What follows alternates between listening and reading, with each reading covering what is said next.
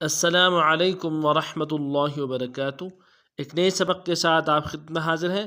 आज का जो हमारा सबक है सूरत आल इमरान, कुरान की तीसरी सूरत, पारा नंबर 4, आयत नंबर 126 ता 127, 126 ता 127, वर्ड बाई वर्ड लफ्ज़ बलस और रवानी के साथ आप खिदमत पेश की जाएगी।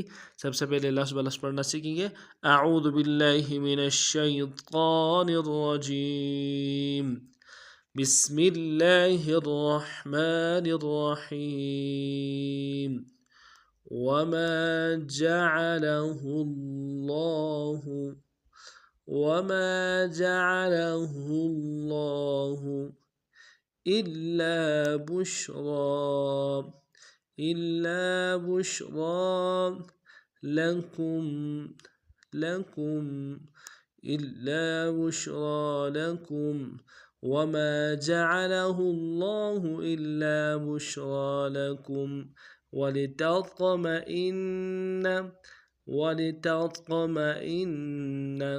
قلوبكم به قلوبكم به ولتطمئن قلوبكم به وما جعله الله إلا بشرى لكم ولتطمئن قلوبكم به وما النصر إلا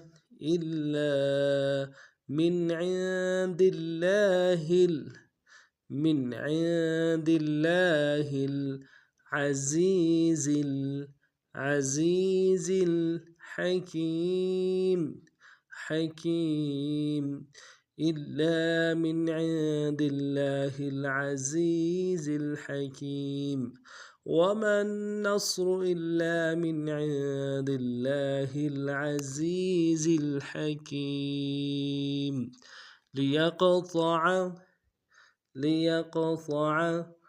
طرفا من الذين كفروا ليقطع طرفا من الذين كفروا أو يكبتهم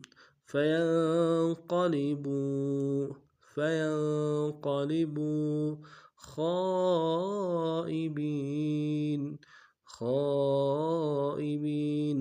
أو يكبتهم فينقلبوا خائبين ليقطع طرفا من الذين كفروا أو يكبتهم فينقلبوا خائبين। पूरे सबक को दोबारा पढ़ते हैं। वमा जअलहुल्लाहु इल्ला बुश्रा लकुम वलितत्मइन्न कुलूबुकुम बिह वमा النصر إلا من عند الله العزيز الحكيم ليقطع طرفا من الذين كفروا أو يكبتهم فينقلبوا خائبين। आज का हमारा सबक नहीं था। नए सबक के साथ फिर आप हाजिर होंगे। तब तक के लिए अगर आप हमारे चैनल में नए हैं, हमारे चैनल को सब्सक्राइब कीजिए, लाइक कीजिए और खूब शेयर कीजिए।